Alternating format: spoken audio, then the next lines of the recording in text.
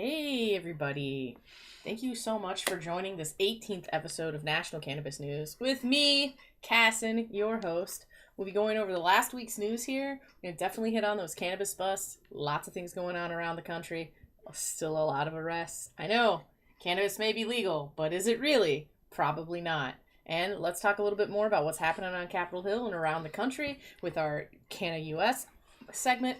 And then I'd like to take a deeper dive into vaping safety. Thank you very much, Chuck Ream, for asking these great questions. I really appreciate it. And Stacy, yes, we should be talking about workers more when we talk about science as well. And I'd love to talk about the work that I'm doing at the international level, working on occupational health and safety standards, as well as working with NIOSH in looking at different kinds of dust and particulate sizes when it comes to working with hemp and cannabis in its dried form and all of the parts and pieces that fall off of it.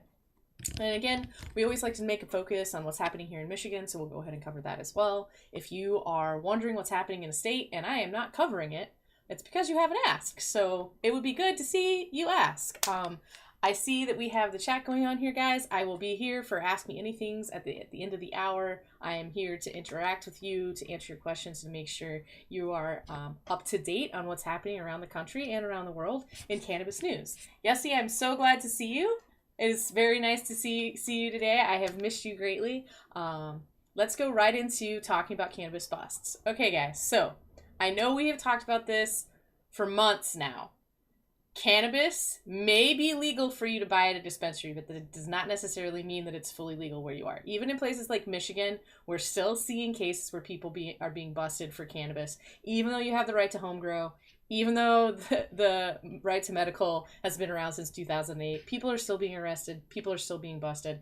And the courts previously had said, hey, if you're here and you're in Michigan and you're getting busted for cannabis, it's a slap on the wrist and here's, a fine, a civil infraction, no jail time, no felonies. They recently decided that that's not the case. A new court ruling decided that even though MRTMA, which is our adult use law here in Michigan, says that you shouldn't be criminalized and the most that you should be able to get is a misdemeanor and a fine, the courts decided that that's not what the law meant. Now, I don't know how much clearer you can be in a law when it says the goal is to not send people to prison and you will get a fine and a misdemeanor. But the courts, they don't always agree with laws, apparently. I mean, I know it sounds crazy, but hey, in this case, they're saying, hey, if you're going past those legal limits and you're not working inside the license system and you have more than the, 12 plants that you're allowed to have in Michigan, well, guess what? You are in flagrant violation of the rules and other rules to enforce against you for Schedule 1 product touching activities will come into effect.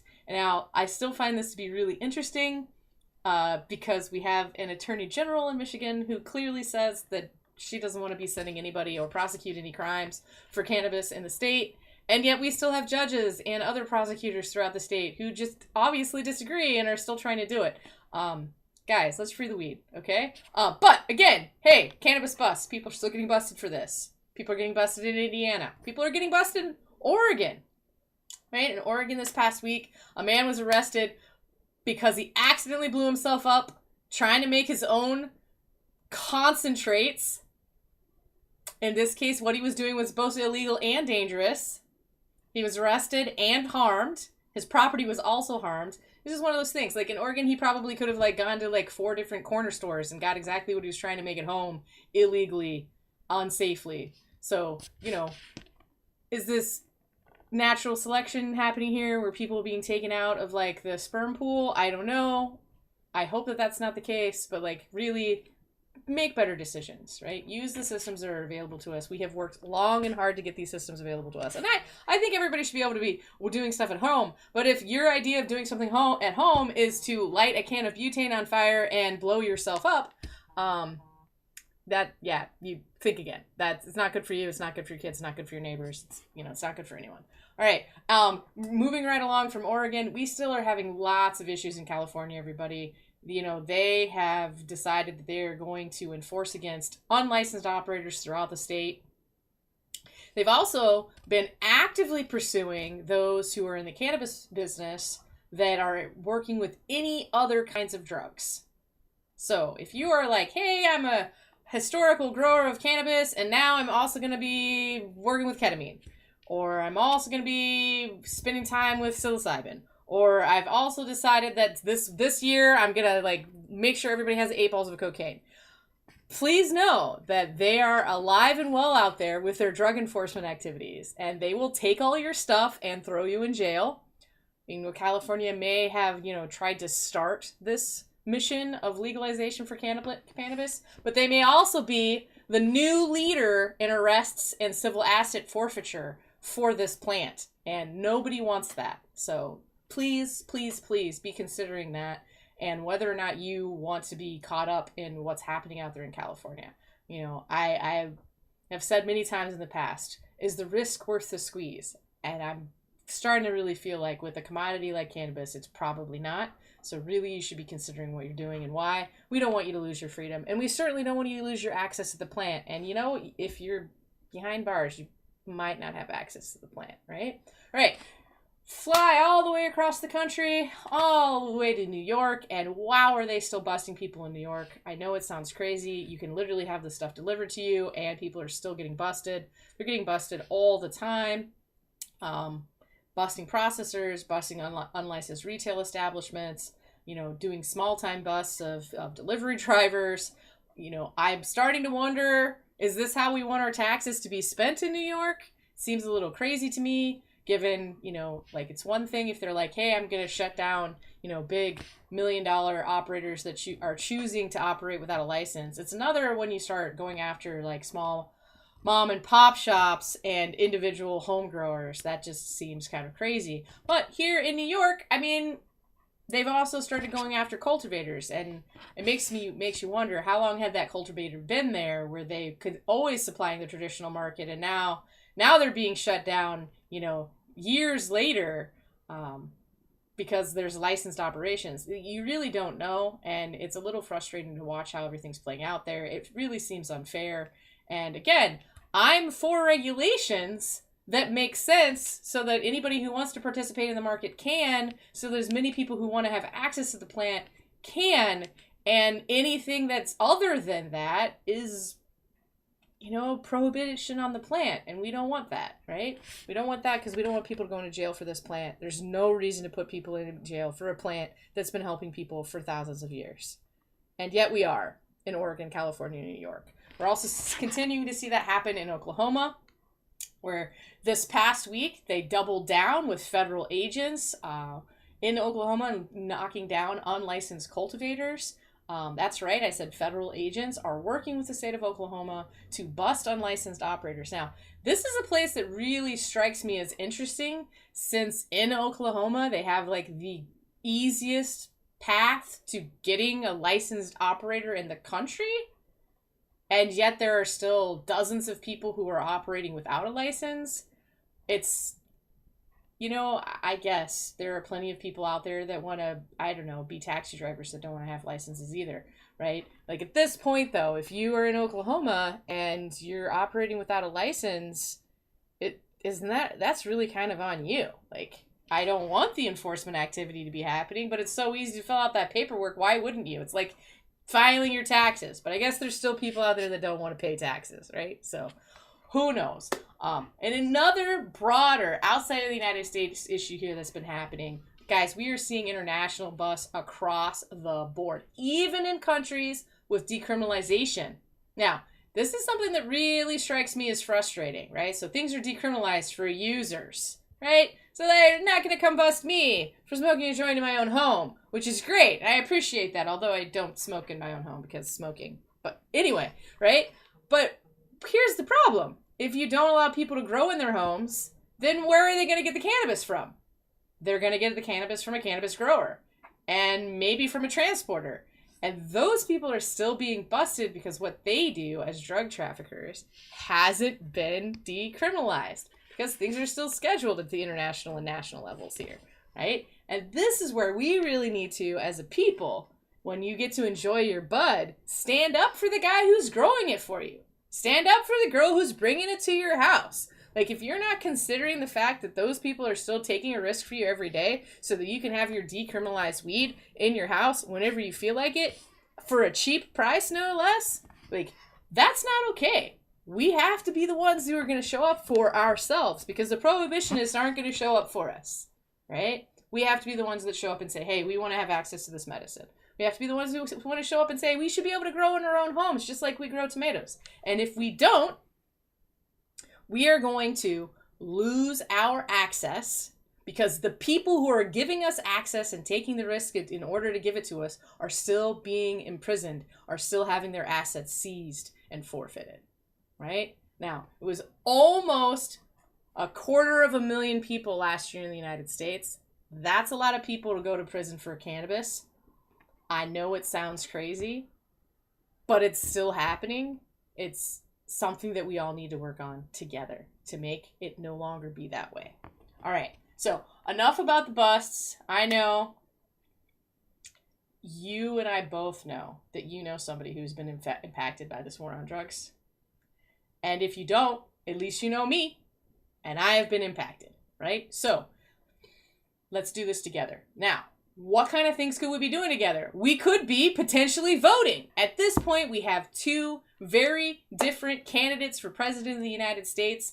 This past week, Vice President Harris came out swinging for federal legalization and full decriminalization across the country. I was not expecting that from her, but that is what she said. This in stark contrast to Trump's again saying this weekend that all drug traffickers, even really cute ones like me, should be executed for their capital crimes of being drug traffickers. Now, I think that's pretty messed up. You know, to go from we should definitely legalize and leave it up to the states to we should 100% be killing all the drug traffickers. Who does he think grows the weed?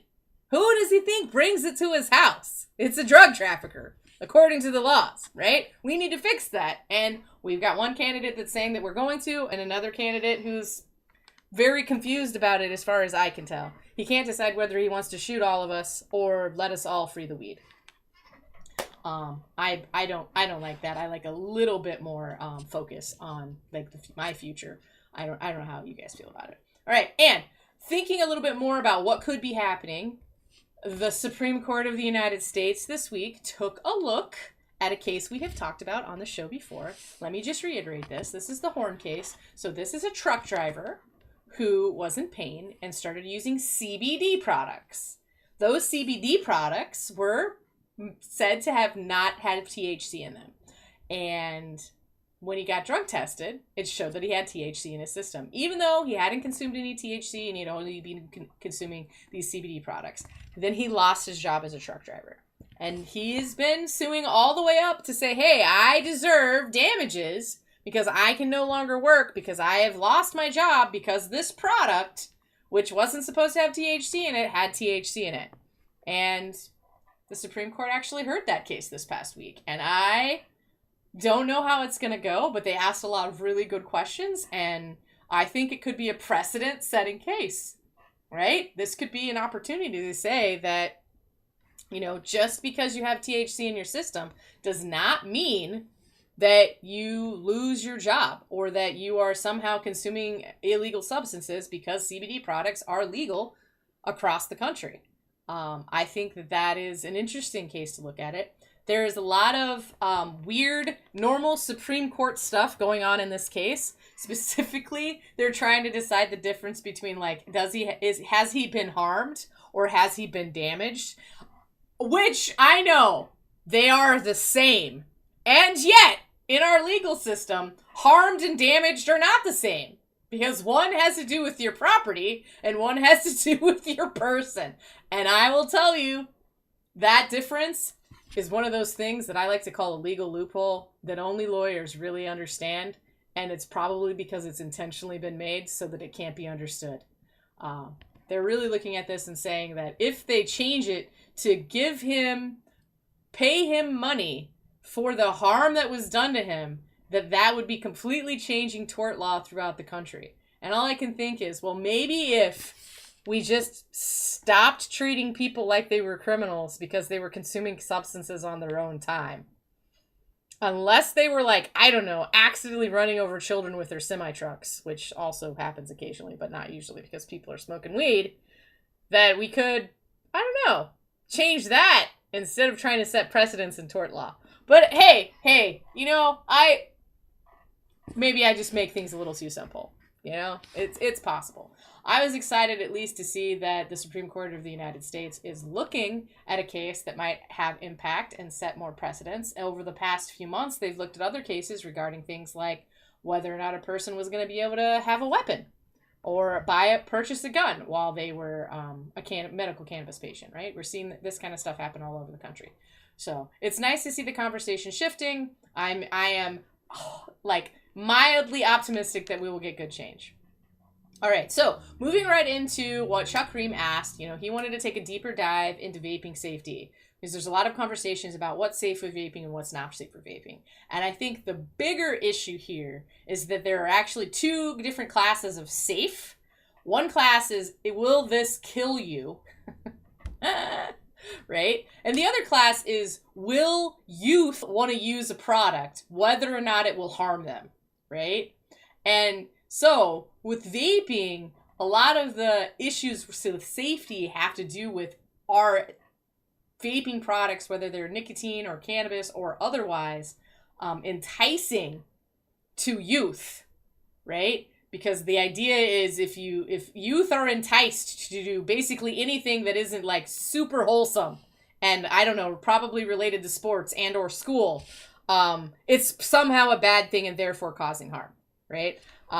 I definitely don't agree with this, and I've always been confused by this. Like the principle of somehow that kids wanting to act like adults when they're basically old enough to start making decisions and for themselves, even though we treat them as though they're minors, are not.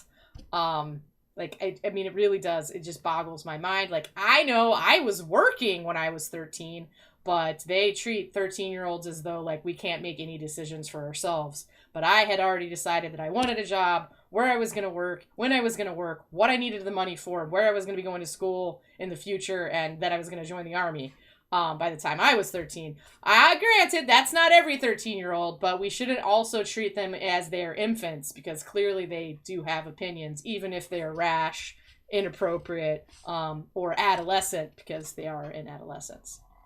Right? So there's a whole category of that where a lot of these substances, they're saying, hey, they don't want those to be out there because they can be attractive to kids. If they're attractive to kids because they taste good, then they're going to want to use them. If they use them, they can cause other things. There are some known issues with like putting things in your mouth, regardless of what it is. If you're putting a straw in your mouth, if you're putting a popsicle in your mouth, if you're putting a cigarette in your mouth, if you're putting a vape in your mouth, right? Like there are issues that can happen with your gums, with your mouth, or the teeth. Like these are just, that just is, right? Not specific to vaping, although it is lumped into the vaping safety category, right? So some other items there have to do with like products and whatnot that are put into vapes that could be dangerous for your health.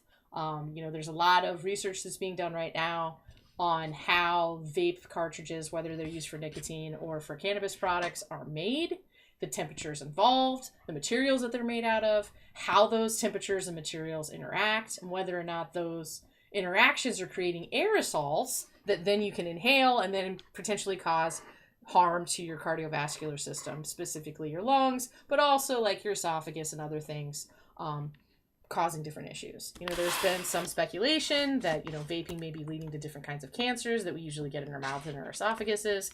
There's no correlation data for that yet, but that doesn't necessarily mean that it's not the case, right? We really, vaping is new-ish, right? Combusting cannabis, even combusting concentrates of cannabis, has been around for a long time, but heating an aerosolized, THC, terpene, diluent mixture and inhaling it is relatively new. The studies that are out there seem to imply that for at least the fatty acids that can occur and be used as diluents, like MCT oil, like coconut oil, like vitamin E acetate, and even potentially like the naturally occurring fatty acids that exist in cannabis plant, right, can cause vapor deposits to be found in your lungs, and that those vapor deposits can then lead to issues like collapsing lungs, which are very painful and can cause other issues, right? Problems with your bronchial, places for bacteria to stay. If that bacteria and whatnot stays around, then it could be a bad bacteria that your body can't handle, like pneumonia, right? So these things are being shown in clinical work that's happening. So there is a possibility for that. There's a lot to be said about the quality of the vaping device, the predisposition to having those issues already, right? So like if you've already had pneumonia, and you're recovering from it, then it can make it worse, for instance. Or if you are potentially, you know, having asthma, or, and this is a big or, okay? If you were previously a tobacco smoker or are currently a tobacco smoker, and you're also using a vape, you can see these as well. One of the things that just came out on the nicotine side of vapes was they really were able to show that there are statistical differences between consuming nicotine through a smoked method and consuming it through a vaping method. Those differences were statistically different. They haven't come out right out and said that vaping is safer, because I don't think they want to imply that vaping is safe, right? But that the incidences of the negative things from consuming a poison, also known as nicotine, are less than if you were smoking, which kind of makes sense to me, but not really. I mean, there's a lot of other things that come along with combustion, but they don't necessarily come along with all combustion. And so we are looking at that, right? So we have seen research now that has come out to talk about all of these things. And there's also a possibility that Mr. Green was asking about, hey, what about vaping flower products? This is a study that has come out about 1.5 years ago now, guys. I wasn't doing the show yet, so we didn't talk about it when it happened, but I thought it was really quite interesting. So if you are a flower vapor, like me, and you are vaping your flower with, say, a volcano or a firefly, that oftentimes the vaping temperature is not as high as it would be during combustion. So microbial organisms could still be on the plant material, and then they could potentially be blown off the plant material and inhaled in an aerosolized fashion. Now, this was a speculation because they collected a lot of samples which showed that there was still microbial contamination left over in the flower after they were heated, but they did not find anything that had actually come off and been captured in the aerosol. It was a small study. The study was focused on seeing if the vaping temperatures were actually going to cause the microorganisms to die or not. And basically what it showed was that they do not in most cases. And on the flip side, you know, they really needed to do additional research to see if those microorganisms were then going to be aerosolized, you know, through the vaporizer. You know, I have a hard time thinking that that would happen with a firefly, I think, because it's so, like, it's not blowing over the material, right? You're just kind of like sucking the air off the top. But perhaps with volcano that is heating and also blowing, you might have a little more opportunity to move around. But again, they haven't actually done that part of the study. They just speculated that since because the microorganisms could still exist, that might have caused a problem. There are a few other things that I would like to touch on. So we do know that fatty acids are causing these deposits in the lungs, that those deposits are then leading to damage to the lungs. That damage to the lungs can cause things like, you know, long-term bronchitis, like lots of coughs, chest pain, pressure in your chest, as well as the collapsing of lungs. So that's why some states like Michigan have decided, hey, you're not going to be able to put fatty acids in as diluents moving forward. One thing that they haven't addressed here in Michigan, and they haven't really addressed in other places, is that some of these fatty acids are naturally occurring in the plant. And if you create a product that doesn't remove them, and then you're also aerosolizing it, you could be potentially giving your consumers fatty acids that are then going to cause these vapor additions and lung damage. We do know, anecdotally, especially in my household and many others, that not all vape carts are made the same. Some of them are super harsh. Some of them cause, you know, your chest to hurt. It causes a lot of coughing. I've definitely had people say, you know, oh, okay, that guy just, you know, he has a vape lung or whatever. These are anecdotal statements about real things that are currently being studied in clinical trials, and hopefully in the next 6 to 18 months, we'll have some better data on, hey, are there differences? What do those differences look like? And it's important to note that at the international level, people like me are working on this science with groups like ASTM International so that we can create standards to say, hey, here are safe levels of fatty acids where we've done clinical research and we've shown, hey, if you have these naturally occurring substances in small quantities, they're safe, versus here's a threshold where they're not going to be safe. And not just for the fatty acids, but also for things like additional terpenes, right? One of the things that people really seem to like is having different flavors in their vaping products. And some of those flavors taste really great, but they might not actually be that great for your lungs, right?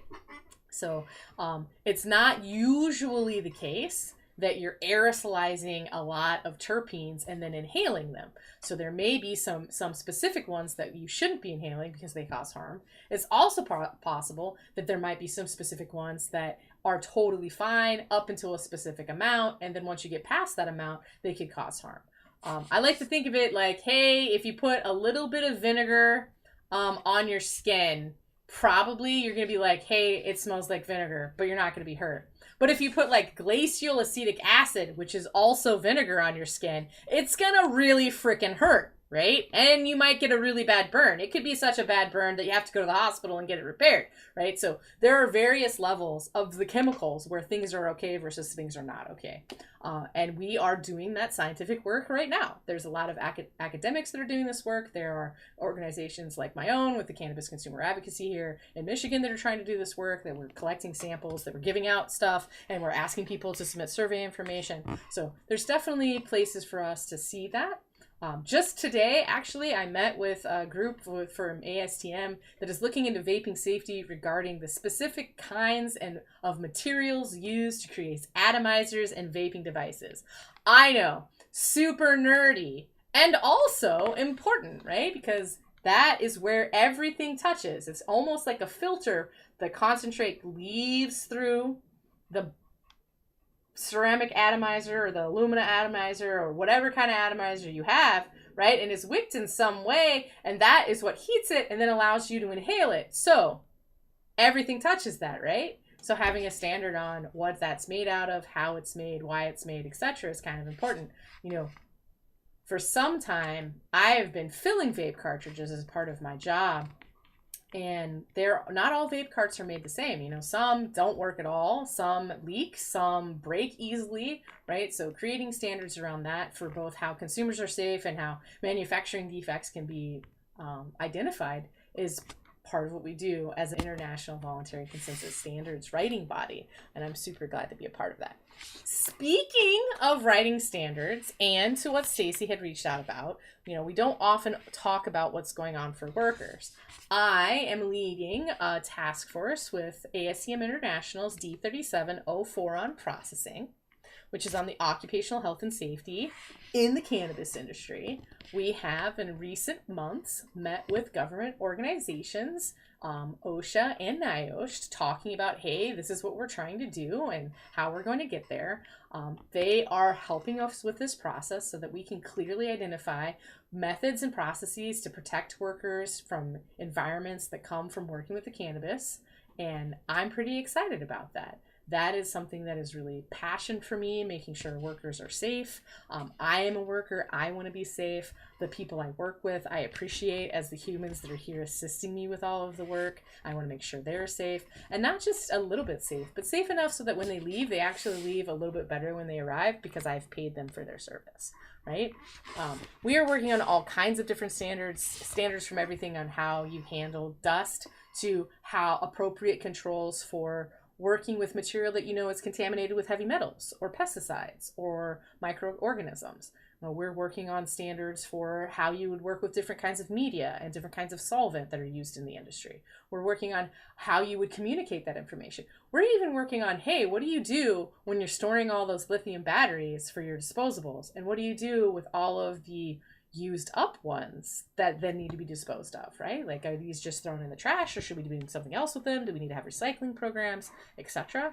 And of course, this is really near to my heart right now because we did have a huge fire, which ended up killing one person here in Michigan, which was started from vaping batteries that were not stored correctly and ended up catching fire and then catching everything else on fire near them and then causing some nearby butane and nitrous oxide tanks to explode, which then flew over a mile out of the facility and killed an innocent bystander.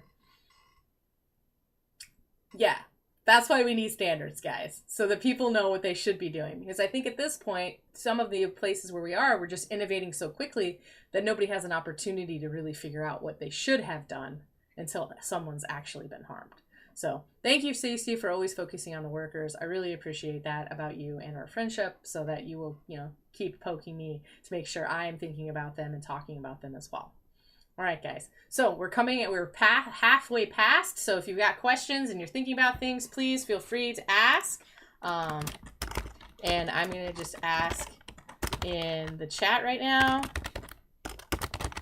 that you can ask me anything in case anybody's out there and they want to. And let's talk about what's going on here in Michigan. So we still do not have any draft rules to provide public comments on. Guys, I am looking every day. They're still not here. I don't know when they're going to be here. I thought that they would have been here last week. Clearly, they were not. They're not here this week. Director Hannah last week was like, hey, he doesn't know when they're going to be here either. This week, I got to speak very briefly with Derek Soba, and he was like, might be a little longer than we're expecting. Wow. Does that mean sometime next year? Does that mean sometime at the end of next year? We've already been waiting like 3 years for these rules to come out. It's a little frustrating just how long the process takes, especially since many of us are waiting for changes so that we can make our jobs easier. And since now we are aware that they have completely rewritten them, all of us want an opportunity to see just how much crazy stuff the regulator has decided to put in and make our lives harder. Just when I was starting to feel comfortable with the regs, they have to completely rewrite them and start over. Yes, that is actually what Director Hannah said that they had done to the regulations here in Michigan. Okay, so again, we had talked about the Michigan courts that they did recently resolve that you can still be prosecuted for cannabis crimes in Michigan. Wow. Yeah, and they were pretty clear that if you are willfully violating the laws, that prosecutors can come after you. So this is a good opportunity to remember that sometimes prosecutors are elected and they have prosecutorial discretion. So consider who you're electing for positions like the prosecutor and the courts, because they could be deciding whether or not you have willfully violated the law and therefore need to go to prison for your cannabis use and possession or not. And that makes me very sad because, when I first came here and I saw that MRTMA was written in such a way that said basically, the most you can get is a ticket for cannabis in the state of Michigan, it warmed my heart to think that somebody finally got it. But clearly there are still prohibitionists alive and well here in Michigan, and they don't want that to be the case. Just like they are busting people all over the nation. It's a little crazy given that we have, literally cut out about 75% of all of the arrests around the country. There's still pockets of places where they hate the plant. They hate the people who use the plant. They hate the people who give access to the people who use the plant. And they want to make those people's lives miserable, take away their freedom. So please be thinking that. All right, so looking here to see if there's anybody who wants to ask me anything. It looks like I've got a few people in the audience, but I don't see anybody asking me questions. Guys, ask questions. What are you thinking about? Earlier today, I know I received an email that had a lot of additional questions in it. Let's see if we can try to answer some of those. Okay. All right, so coming in here from Dr. Detroit. Hey, thanks, Mr. Whitty. Dr. Whitty, I'm so glad that you're asking these questions. Okay, what does he ask? He says, hey, can we talk about heart health for heavy users? And is there less risk for lighter users? Okay, so there's two things here. One, there was recently an American Heart Association publication that said, hey, people shouldn't be using cannabis because it can impact your heart health. At the same time, there was an MSA study that actually said the opposite. And the opposite was that if you are using cannabis, that you have a less chance of a heart attack and a less chance for stroke, which are two heart health issues, including heart attack, which is the number one cause of death in the United States. So the jury is still out on this one. We are still watching it all the time. But at this point, we're really seeing that oftentimes the case is that it is a polypharmacy issue. So it is not necessarily a cannabis use issue. It's a cannabis use with other substances issue. And that can cause a lot of serious issues, especially with people that are polypharmacying with products that are impacting their cardiovascular system, like blood thinners, anticoagulants, blood pressure medications, etc. So those things are there. Okay, let's see here. We've got a question here. Drake in Detroit has said, why are they going to repeal the hemp law? How am I going to be able to provide access to my patients with my hemp-derived products? Okay, let's hit that first one. Why are they going to repeal the hemp law? Like, I saw this as well, Drake in Detroit, and let me tell you, I have no idea why they have decided that they want to repeal the hemp law in Michigan. Like, let's just get rid of it completely and go back to, I guess, just being in the USDA program. There's a lot of good things in the hemp law. Doesn't make a lot of sense to me why they would want to change it. There's been a lot of people who want to get rid of hemp completely, though. So it says to me that because there's a lot of kids that are being impacted by hemp products that are basically very easily accessed without any age gating to prevent them from having access, that they're just like, hey, let's throw this baby out with the bathwater. We'll get rid of all of it instead of saying, oh, okay, we need a little bit of regulation, a little bit of enforcement to make this work better. I'm not 100% sure why they would want to do that. Michigan is an agricultural state. This is an agricultural product. The program is working with universities in Michigan that are cutting edge research is being done at for veterans, for people with PTSD, for cancer patients, for people with skin problems, right? For animal feeds, for different styles of plastics manufacturing, right? There's so much research that is happening here with the hemp program in Michigan that makes no sense at all to repeal it. So all I can think is that, you know, this is just a knee-jerk response to what's happened with youth across the state, because they have access to intoxicating products that are coming from hemp that they should not otherwise have. I feel like it might be easier to just make that age-gated.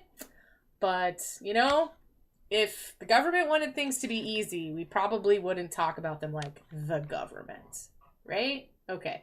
Let's talk about the other one. How are you going to be able to provide access to your patients with hemp-derived products? Okay, so this one is actually kind of cool.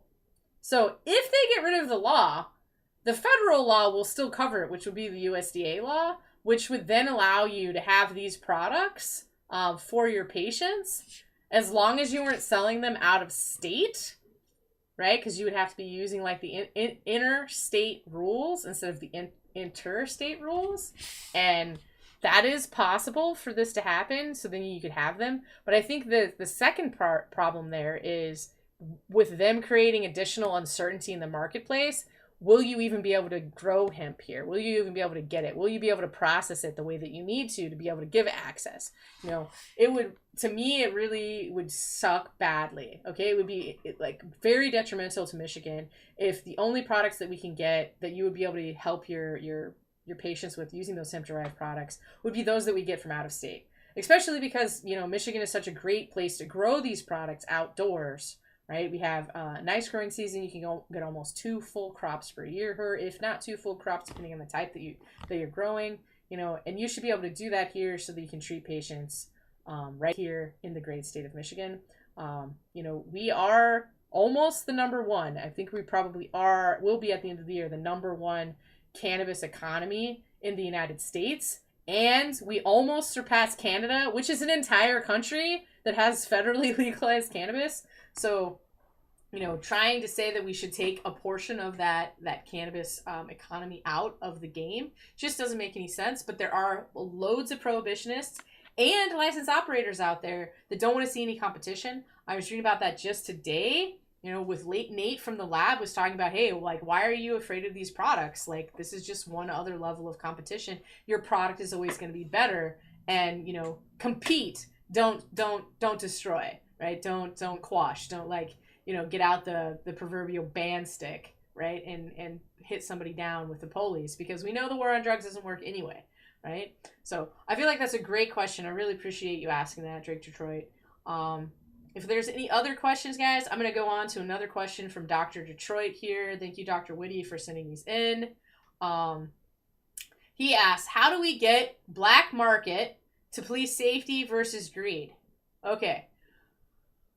2 things. 1, can we call that the traditional market? Because throwing color into a conversation where a market has literally prohibition of that market was created to marginalize and control people of color, just kind of makes it even more messy. Like, a traditional market has been around forever. It was here before Prohibition. It was here during Prohibition. It is clearly going to be here after Prohibition. And we should appreciate the fact that small producers and even not so small producers should have the right to make sure that the product is available for everyone.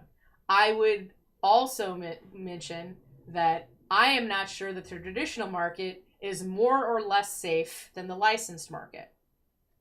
There is good evidence to show that the traditional market had been, especially in the state of Michigan, creating incredibly well-made, high-quality, safe products for medical patients and consumers in the state of Michigan for over a decade before anyone even thought about putting rules in place to test cannabis. It's also worth noting that there are plenty of licensed operators out there that are skirting the rules or bending the rules or trying to find a loophole around the rules, which can potentially create products that are less safe. Sometimes those less safe products are products that are really in demand by consumers. And it is important for us all to remember that if a consumer wants a product, they will either make it themselves or find someone to purchase it from. So, do we create an environment where consumers have access to the products that they really want, or do we allow them to create them at home? If we're going to allow them to create them at home, which we do in the state of Michigan, then why would we be upset if they shared them with their neighbors, right? So I think that there's a lot to unpack with this conversation. I'm not necessarily thinking that this is greed. I think a lot of times traditional market operators are your neighbor, they're your uncle, they're your friend, they're your barber. They aren't greedy. They're literally doing something they love by supplying consumers that they care about with a product that they have passion for. I certainly know that that is the case with me. I 100% love sharing this plant, and I don't consider myself greedy in that way. There are plenty of products that I give away, that I produce myself, right, as I can here in Michigan, that I'm not charging anyone with, right? Drake Detroit, 100%. If we can share tomatoes that we grew ourselves, we should be able to share cannabis just like any other plant, right? And I have definitely shared tomatoes. I even share salsa. Sometimes I share tomato sauce with people. Now, there are rules if I want to share that with a lot of people and not just my friends and neighbors, right? I have to, have a commercial kitchen and show that I can do it safely, right? And that I have an appropriate recipe. And that makes sense from a risk standpoint because you're talking about tens of thousands of people instead of just a dozen, right? I think that's a good place for us to kind of start this conversation. Like, if you can bake a pie for your neighbor and walk it across the street, that's one thing. If you want to bake 10,000 pies and sell them to everyone, that's a different level, and that's where we should really be thinking about the safety, right? If I make John, my neighbor, sick, probably I am going to experience John being disappointed in me. I probably won't accidentally kill him with my pumpkin pie. I suppose I could. But I've been giving pies out to my neighbors for, a decade, and none of them have ever died, right? I am not testing said pie to make sure that it is safe, right? I'm using standard cooking experiences, right? I think that that misconception on traditional market and appropriate safety, and even this idea that traditional market operators are greedy, my experience is definitely that's not been the case. These are some of the most wholesome people I've worked with. I am sure that there are angry, violent motherfuckers out there, okay? I am certain. I do not think that is the majority, and I think that lumping all of them in as though they are all greedy and they don't give a fuck about their customers, especially when their customers are their family and friends, really doesn't grasp the issue very well. Okay. Look at that. Getting another question in here. Okay, so this is a good question. Do we have a voting slate for cannabis? Okay, so guys, I'm not 100% about this, but I think the Marijuana Policy Project this past week, I'm pretty sure, sent out their slate of people to vote for, if I remember correctly. Okay, yes. Reform 2024 election center, the candidates, right? So yes, that does exist. And like they have done this. You can see all the ballot initiatives. And that is at mpp.org.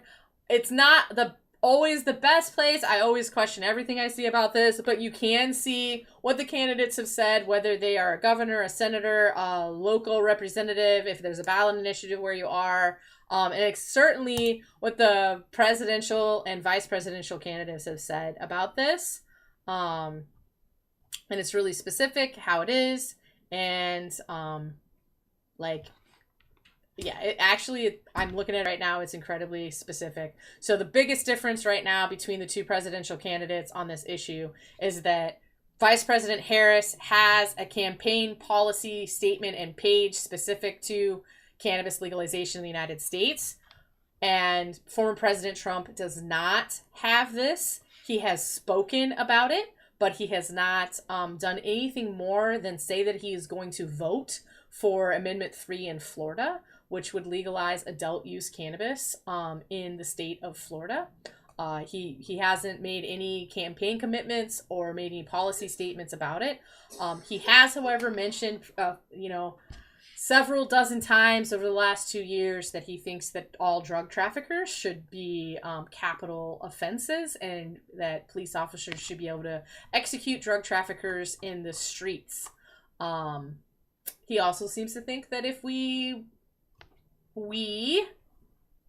the drug traffickers of the world, were criminalized in such a way that we would stop having the plants. Now, this is something that I find to be really interesting. So, as you all know, I got into cannabis full swing because my wife, who is amazing, got multiple sclerosis, and it was pretty debilitating for our family. And we found that cannabis, like for many MS patients, was very helpful for her. So helpful that I was like dipping my toes into the traditional market, and then decided, hey, I couldn't even handle that because it was so dry and so expensive where we were living that we had to go all the way across 2 states and become American medical refugees so that we would have more consistent access so that she would be safe. And since then, we have moved to many states. I think we're like 6 moves in to continue making sure that she has access, and we're helping progress legalization across the country, right? So like for former President Trump to think that like making things more of a crime and punishing people even more for it will prevent people who actually need this plant for quality of life. Like my wife can eat, she can use the restroom, she can have fewer spasms so that she can walk better. Right? These are things that cannabis gives her, right? She will say to me, she's not better, but at least when she has the cannabis, she doesn't care quite as much about all of the pains and worries about having a debilitating terminal illness that she is experiencing, right? I hear similar things from other medical patients, right? If we talk about people who have epilepsy and were unable to find any treatment that worked for them except for cannabis, do you think that person who could die from a seizure if they're not having a joint for breakfast, lunch, and dinner would decide not to consume? I don't think so. And I think that those people would be really hard pressed to, if we just started randomly killing all the drug traffickers like myself in the streets. Sometimes I think that he just likes to say sensational things, but other times I recognize that, they do this in other countries. They execute people for cannabis trafficking and possession in other countries, and maybe he thinks that's where we should be too, right? So there's definitely that we should consider. Jill Stein 100% has been thumbs up for that. The other candidates that haven't really been coming around Michigan very often haven't made any stances on this issue, right? So the Green Party has always kind of seem positive on this. There are lots of other candidates that are out there. Like, you can really look at it. It's a full guide. Again, that's at mpp.org. Let me go ahead and add that to the chat. And again, thank you, Dr. Detroit, Dr. Whitty, for asking such great questions. I really appreciate it. I think that there's a couple other things that we could probably do as far as our involvement, everyone. And I like to, you know, put a call to action out at the end of my shows where I can. So if you are consuming cannabis today, while doing so, or shortly after you finish consuming that cannabis, think about some people that are currently behind bars for this plant. Almost 250,000 of them just from last year alone. Some who have been in for their entire adult lives. Some who have been in for decades. Some who will not be released. Let's think about them. Let's keep our minds on those that came before us, and our minds on those that are still being imprisoned on a daily basis for this plant that we enjoy, that lifts our lives, that makes it so that our wives can walk, that like just takes the edge off after the end of a long week, right? And consider what it would mean to have any of that taken away, and what it would mean if the guy that's been growing the cannabis for you that you like so well was behind bars, right? Just think about them, and while you're doing that, maybe it'll like light something inside of you, right? It'll like bring up that bodhicitta, and you'll be able to be like, hey, I'm going to write a letter today to remind my representative that I think this should be fully decriminalized, that I think hemp should be available for everyone, that I think that nobody should go to jail for this plant, that I think anybody who's in jail for this plant right now should get a pardon. And if you feel that way, feel free to reach out to me on LinkedIn or Patreon, or here in the comments or on my YouTube channel, and let me know, and I will help connect you if you've never done it before. I know it can be scary the first couple of times that you write a letter or pick up a phone or go to your representative's office.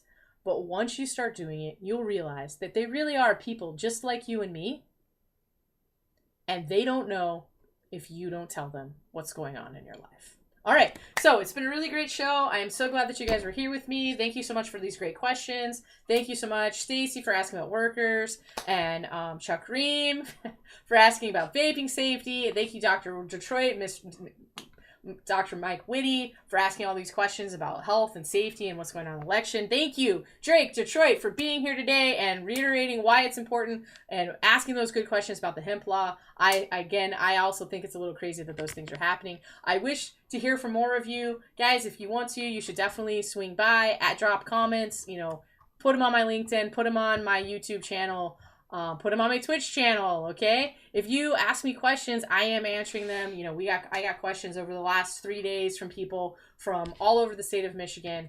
I am not only here to answer questions for Michiganders, so if you have questions from out of country or out of state, feel free to ask. All right, thank you so much for joining me. That's going to be it for this week. I will see you guys next Friday.